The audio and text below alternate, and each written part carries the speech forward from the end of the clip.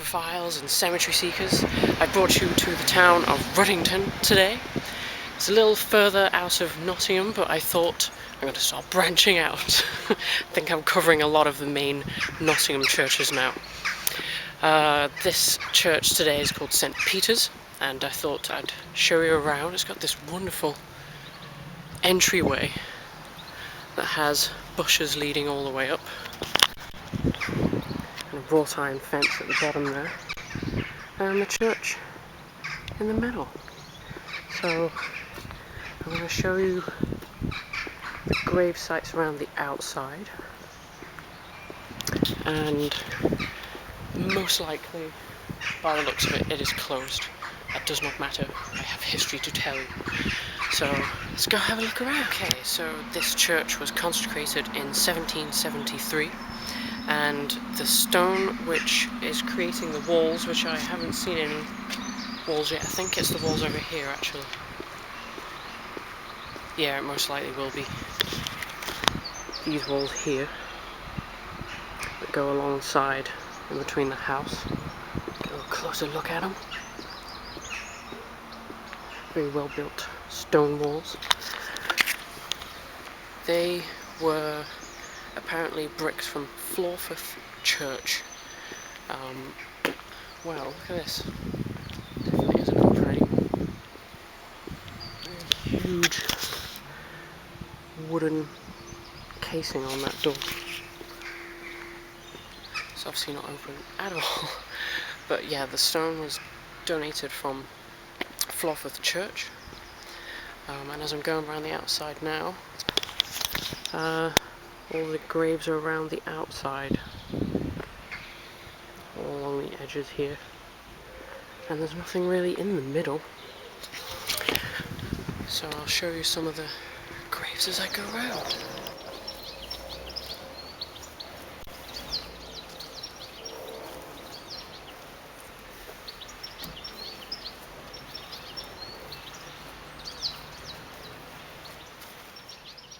Big memorial in the side here. William Lockton Hardmet. Lovely mossy text on here. Ooh. Wow. It's got like a story on there practically. Can't really see a lot of it. William Hardnet of Ruddington worked at Nottingham. I can't really see, but it's a date. Worked in Nottingham anyway. Pretty.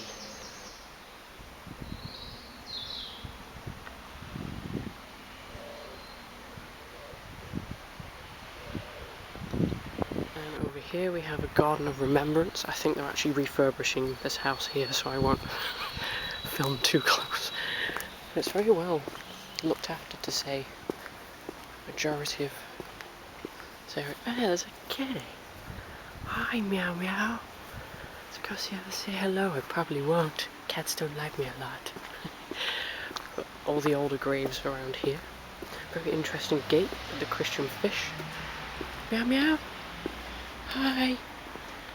Hello. Wanna say hello? The look on your face says no. Shun. Never mind.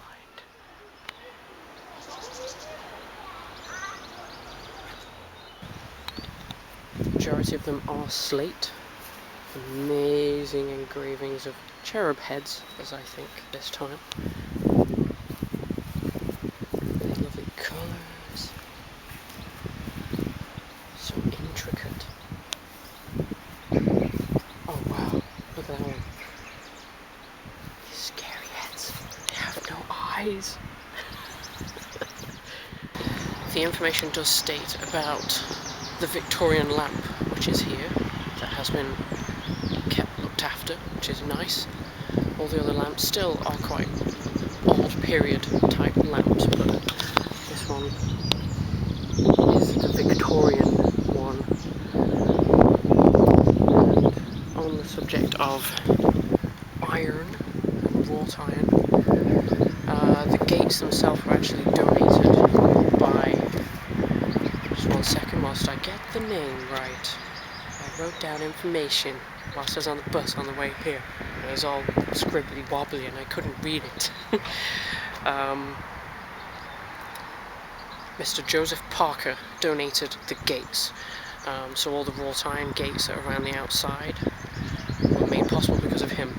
He states, "To the vicar, churchwardens and parishes of Ruddington in the country of Nottingham, I hereby give and bequeath to my native village the gates recently erected at the entrance to the additional churchyard in loving memory of my late wife, my father and mother, and other deceased members of my family."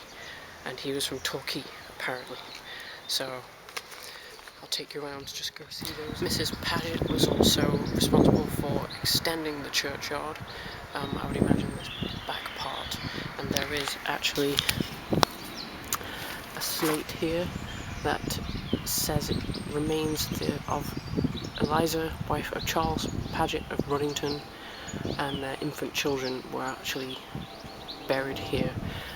It says right at the bottom, this stone was removed from its former position over the family vault at the time of restoration of the church in 1887. So I thought that, I'm not entirely sure where that would be. Let's see if we can find the family vault. Okay, so we have some information outside the church here that tells you about the history of St. Peter's. It does have a photo here of Charles Paget, as we were seeing his wife's memorial on the other side.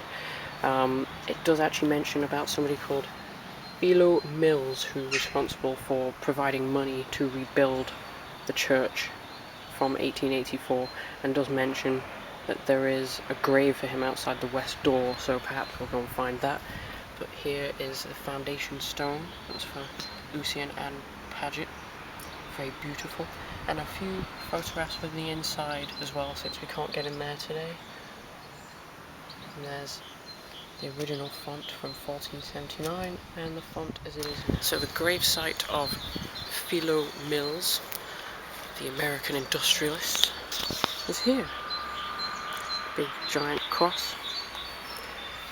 And it actually told the story of how him and his wife were swept to sea and their bodies weren't found. I think that's what it was saying on the information there. Correct me if I'm wrong. I still haven't found any memorial for Pagets yet besides that one that was there. But whilst I'm showing you, I'm going to show you the amazing doorway. The detail around the outside is beautiful, and I would imagine this is where you come in. I think this church is still quite an active church, so obviously if you come on the right day, then you will actually be able to get inside. But that is not today, is it, as usual? I'm going to take you down. This is the entrance, and to the gates. This is a very beautiful songbird collective going off in here. I've got a few graves along the outside here. But here are the gates. And that looks like a town hall on the other side, I think. It is a beautiful gate.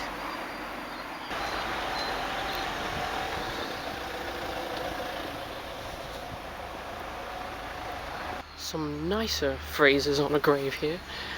On the bottom of John Poole's grave it says, "His sun went down while it was yet day." Oh.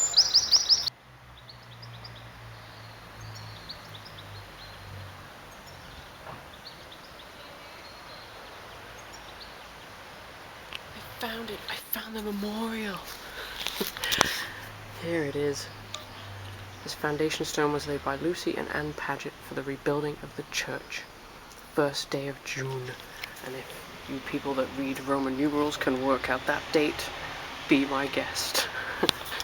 But I found it, yay! So I'll show you this amazing turret tower that's on this side here, off the end of the main entrance. And really, really nice window. That circular one. Very unique. Despite this grave being very beautiful, there's a very depressive ending to it. It says, "I mourned to see thee laid among the silent dead, but soon my turn arrived to join thy dusty bed. While orphan children left we wait with anxious eyes of parents now bereft to see them. I thought that was quite sad. Just noticed this one over here with quite an ominous message. Prepare to meet thy God. Okay, if you say so. Here's a question to my viewers, whether or not you know what this means. I see this symbol on a lot of buildings. What does it mean? Do you know? Because I do not. Enlighten me. Okay, so remember how I was talking about the memorial stone? I walked right over it. This is the memorial stone for Eliza and Charles Paget, who were responsible for donating money to have it rebuilt. It has the sad story of how Charles Paget and his second wife were drowned at Filey. So as you can see, here's my shoes, and this is the size of it. So obviously I wasn't looking down to try and find the actual memorial. Well, that's going to bring it to an end, I think. We found all the major sites of this church. I'm just going to stand in this doorway where it's a beautiful little lamp. I think to get here is very easy to me. You catch the number 10 bus, which is from right outside the train station in Nottingham, and it drops you off right outside the church, so very easy to get to. And there's a lot of history here. I'm glad that it still remains. So from me, it is goodbye. I hope you have enjoyed this visit.